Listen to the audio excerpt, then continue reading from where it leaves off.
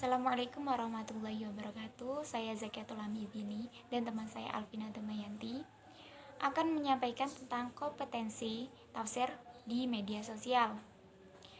Di sini saya akan menyampaikan 3 poin. Yang pertama yaitu pengertian tafsir, yang kedua pengertian media sosial, dan yang ketiga ragam bentuk tafsir dalam media sosial.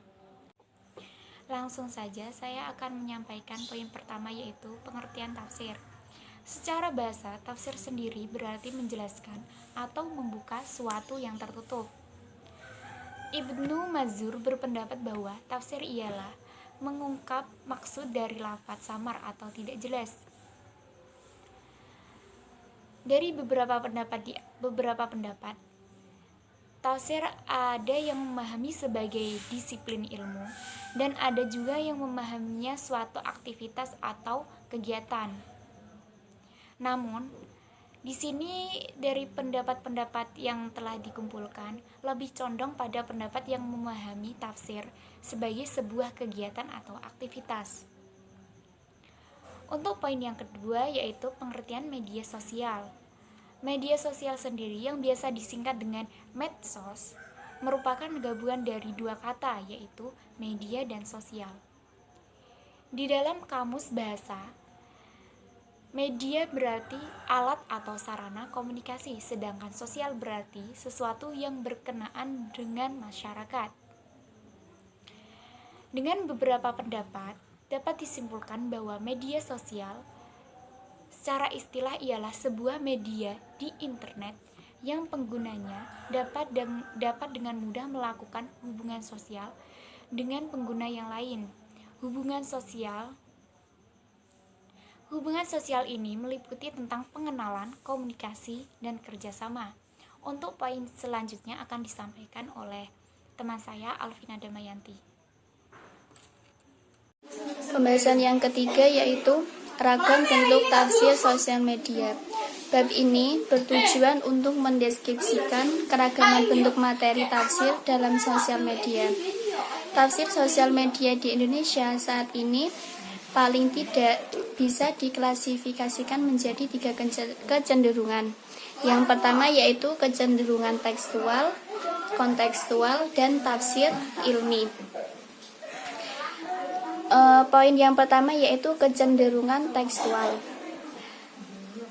Salman Harun adalah seorang pengguna halaman Facebook aktif dengan intensitas materi Al-Quran dan tafsir yang tinggi. Ia merupakan seorang guru besar bidang tafsir di UIN Syarif Hidayatullah, Jakarta.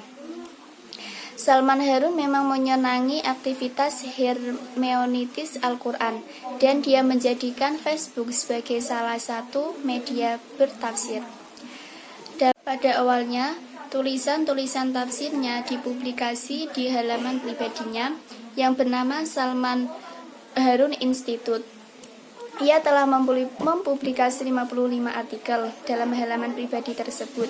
Hingga pertengahan 2013, ia menggunakan halaman Facebook untuk menyebarkan apa yang ia publikasi di halaman pribadinya.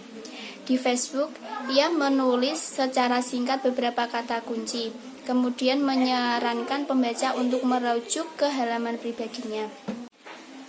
Sebagai media sosial, Facebook bersifat terbuka bagi semua lapisan pembaca. Pemilik akun hanya punya kuasa untuk mengontrol siapa saja yang bisa membaca statusnya berdasarkan daftar pertemuan daring Facebook.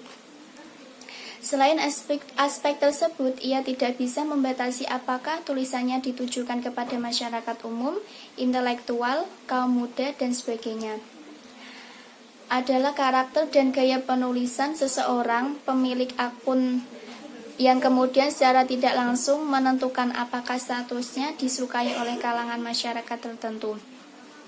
Salman Harun tampak menyadari dengan penuh bahwa wadah yang ia gunakan untuk menyampaikan pemikiran tafsirnya adalah media yang sangat populer saat ini, memiliki fitur yang khas dan segmen serta karakter pembaca yang sangat terbuka.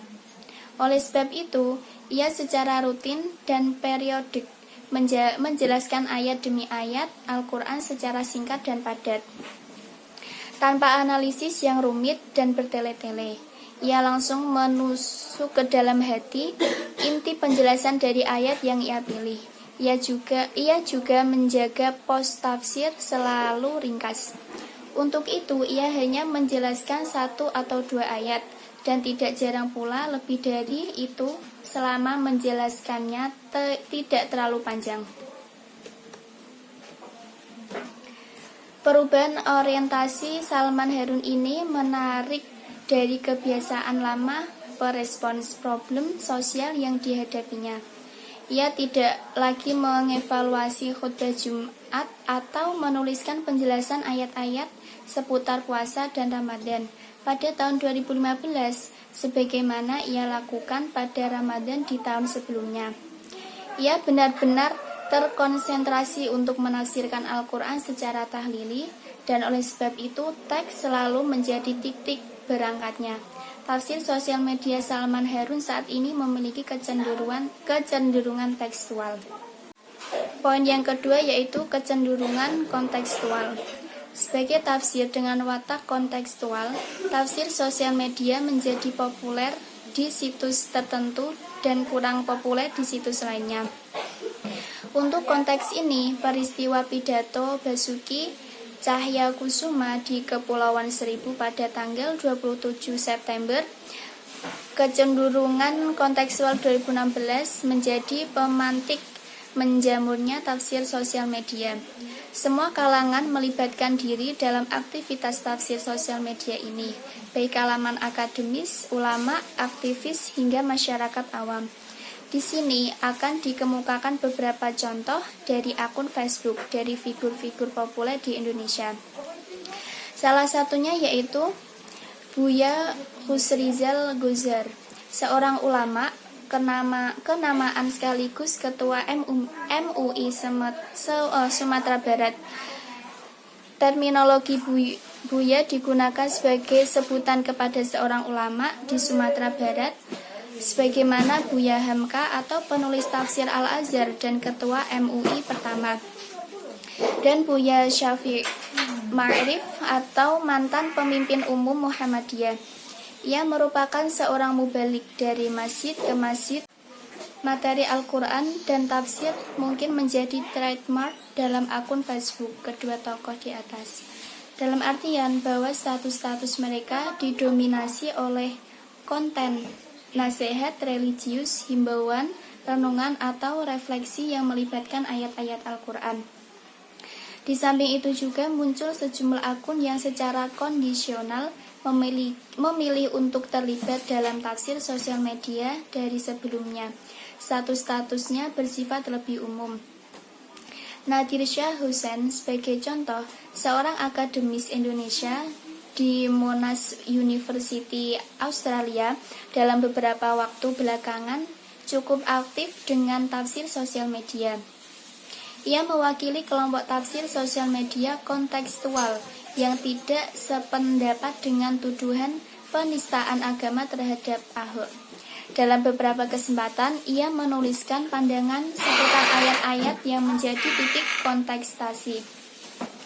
Seperti contoh dalam ayat Al-Maidah, ia merujuk ke banyak kitab tafsir dan menolak untuk menerjemahkan aulia di ayat tersebut bermakna pemimpin. Penafsirannya ditanggapi banyak pihak, baik tanggapan yang serius maupun yang bersifat ad hominem.